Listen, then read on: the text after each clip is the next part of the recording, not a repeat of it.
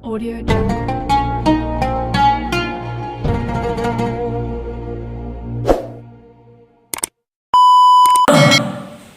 Assalamualaikum warahmatullahi wabarakatuh. A'udzu billahi minasy syaithanir rajim. Bismillahirrahmanirrahim. Qul huwallahu ahad, Allahus samad, lam yalid wa lam yulad wa lam yakul lahu kufuwan ahad. Katakan Muhammad, Dia Allah itu Esa. Allah itu tempat bergantung, tempat bermohon. Allah itu tidak beranak dan tidak diperanakkan, dan tidak ada seorang pun yang menyamainya sebanding dengan Dia. Surat Al-Ikhlas yang sudah sangat terkenal dan banyak fadilah-fadilahnya di dalam berbagai hadis diterangkan, ya. Antara lain kalau baca surat Al-Ikhlas sama dengan baca sepertiga Al-Quran dan seterusnya, ya.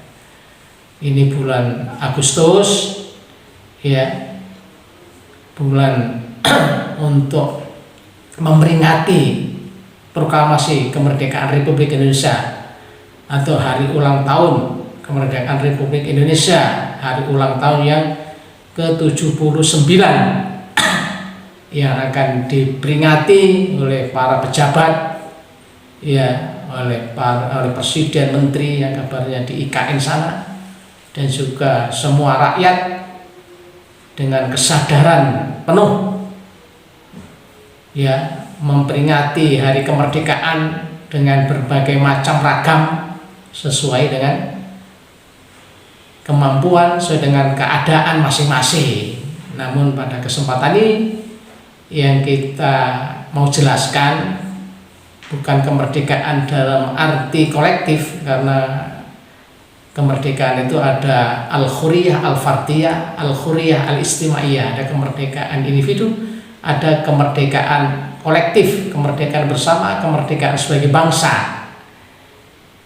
Yang paling penting pada kesempatan ini yang akan kita jelaskan adalah al-khuriyah al-fardiyah, syaksiyah, kemerdekaan individu. Dan yang pertama adalah khuriyatul akidah, kemerdekaan dalam akidah, dalam kita meyakini, ya, adanya Allah, bahwa kita ini hanya menggantungkan hidup kita kepada Allah Subhanahu wa taala.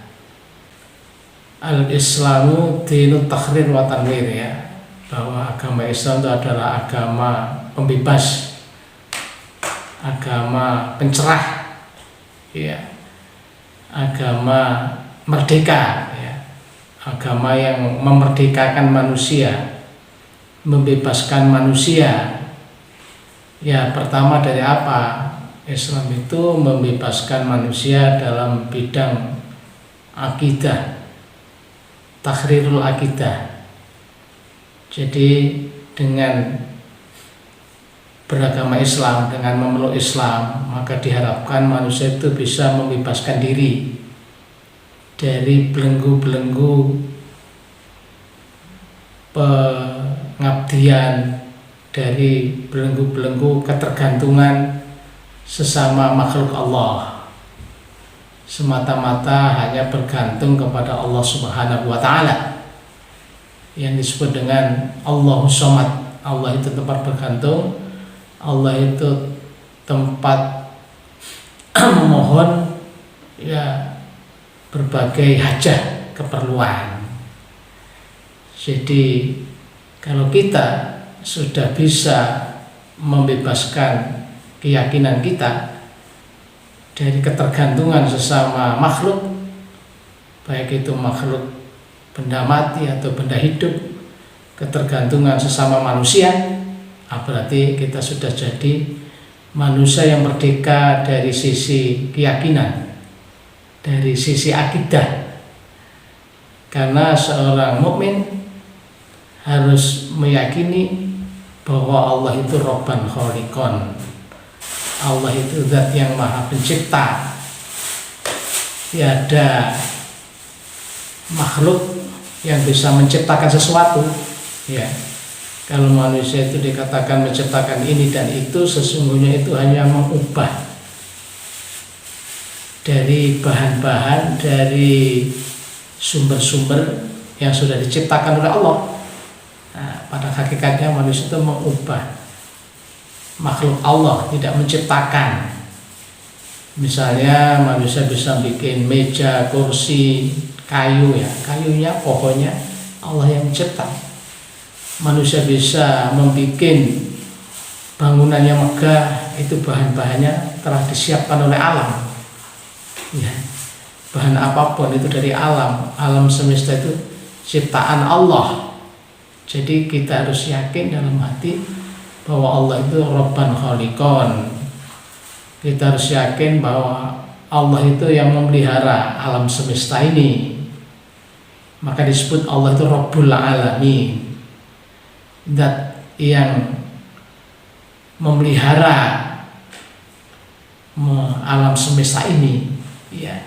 Bahkan Allah itu zat yang memberi rizki, la roziko illallah, ya. Tidak ada yang memberi rizki kecuali Allah.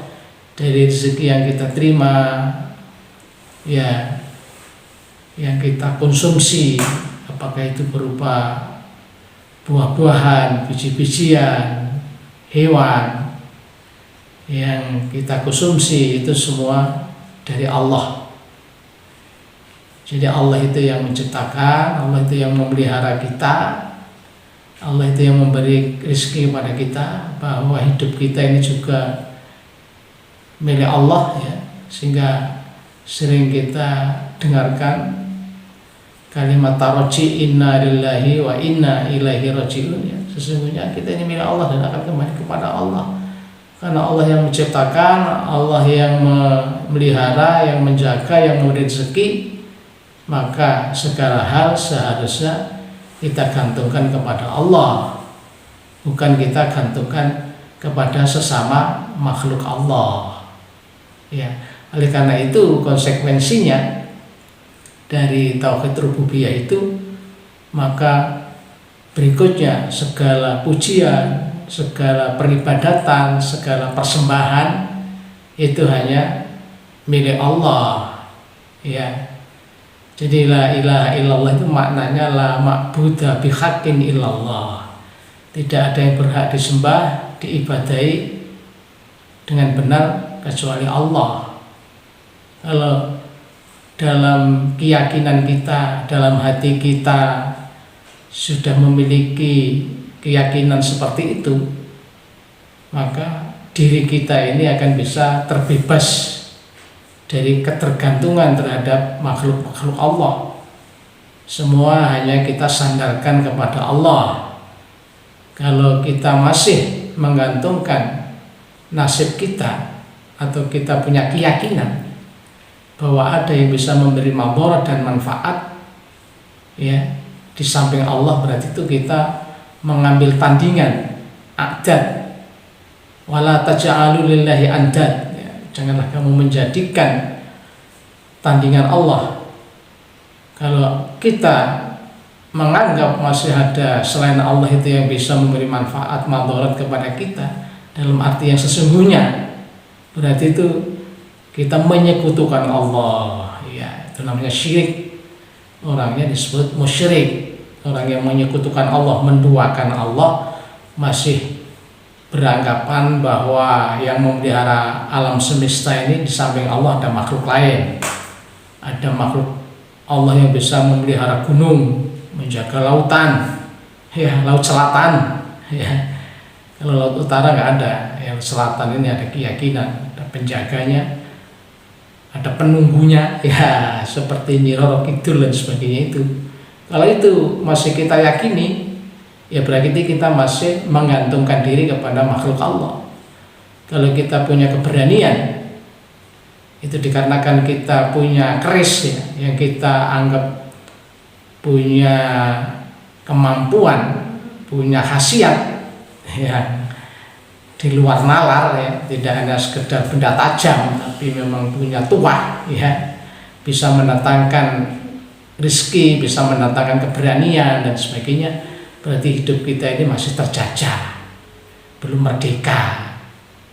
Jadi kalau dalam akidah kita hanya mengantungkan kepada Allah ya, kita yakin bahwa semua manfaat madharat itu datangnya dari Allah. Maksudnya kalau kebaikan mesti dari Allah, kalau kemadharatan, keburukan itu karena kesalahan kita. Kalau kita sudah yakin seperti itu, berarti kita menjadi individu yang merdeka ya, al-hurriyah al-fardiyah ya, jadi individu yang merdeka. Karena kemerdekaan itu ada dua, ada kemerdekaan individu ya, al-hurriyah al-fardiyah atau as-syakhsiyah, ada al-hurriyah al-ijtimaiyah, kemerdekaan dalam komunitas, dalam kelompok ya. Al-hurriyah al-fardiyah itu yang paling utama adalah dalam bidang akidah. Nanti hurriyah, kemerdekaan dalam berpikir, kemerdekaan dalam berserikat, kemerdekaan dalam menentukan pekerjaan dan seterusnya. Tapi yang utama al-hurriyah atau hurriyatul akidah, kemerdekaan keyakinan dalam hati bahwa Allahus Shomad, Allah itu maha, Allah itu tempat bergantung. Apakah kita sudah seperti itu, hanya menggantungkan diri kepada Allah? Kalau belum ya berarti kita belum menjadi individu yang merdeka. Mari kita semua berusaha menjadi al-hurriyah al-fardiyah atau as-syakhsiyah, menjadi individu yang merdeka, hanya menggantungkan segala sesuatu kepada Allah Subhanahu wa Ta'ala. Itu pemirsa makna kemerdekaan. Begitu. Assalamualaikum warahmatullahi wabarakatuh.